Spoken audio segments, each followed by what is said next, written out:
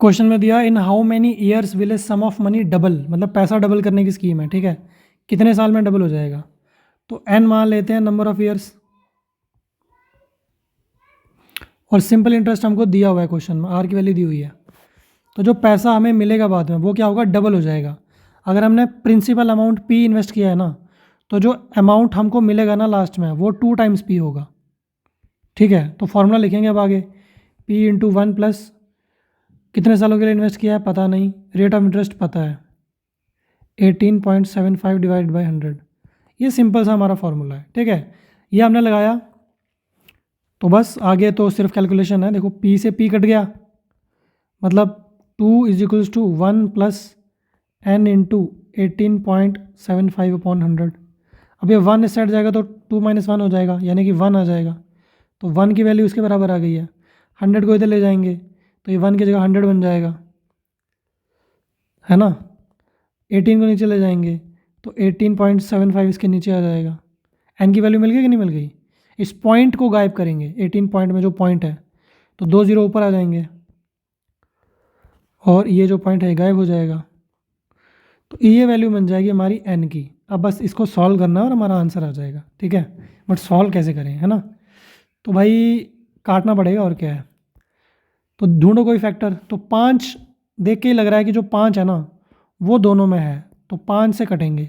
इसको 5 से डिवाइड करेंगे तो 5 3 ज़ा 15, 16 17 18 35, 7 5 ज़ा 35, 35 36 37 25, 5 ज़ा 25, और 10 को काटेंगे तो 2 आएगा।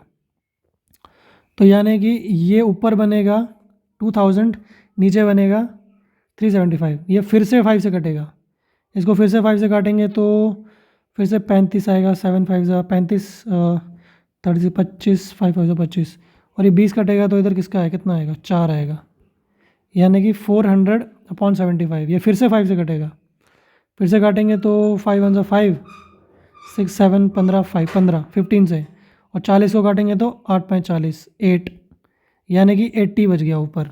ये फिर से 5 से कटेगा, 5 3 ज़ा, और 80 किससे कटेगा?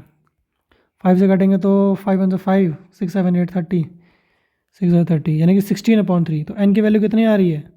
16 अपॉन 3। अब तो ये कटेगा नहीं तो डिवाइड ही करना पड़ेगा, 16 3, तो 5 3 ज़ा 15 1। इसको मिक्स फ्रैक्शन में अगर मैं लिखूँ तो क्या लिख सकता हूँ?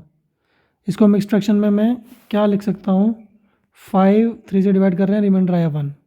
आई होप आपको मिक्स फ्रैक्शन में लिखना होता है, ठीक है। कोशेंट कहाँ लिखते हैं, डिवाइजर कहाँ लिखते हैं और रिमाइंडर कहाँ लिखते हैं, ये आपको पता होगा। दैट मीन्स 5 ईयर्स और साथ में 1/3 ईयर्स। 1/3 ईयर्स है तो इसको मंथ्स में कन्वर्ट करते हैं। एक ईयर में 12 मंथ होते हैं, तो इसको 12 से अगर मल्टीप्लाई करें तो मंथ्स बन जाएगा। और अब यहाँ पे 3 और 12 कटेंगे 4, तो यानी कि आंसर क्या आ रहा है? 5 ईयर्स 4 मंथ्स।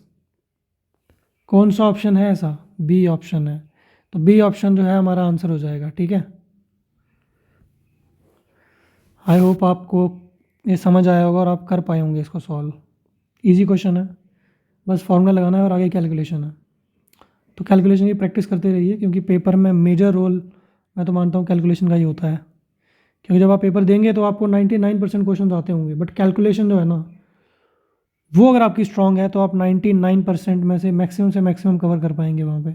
और अगर वीक है तो वहीं पे मिस्टेक्स हो जाएंगी या फिर आप कर नहीं पाएंगे कैलकुलेशन, आपका दिमाग ख़राब होगा। तो बेटर है कि कैलकुलेशन अपनी स्ट्रांग करें, प्रैक्टिस करते रहें।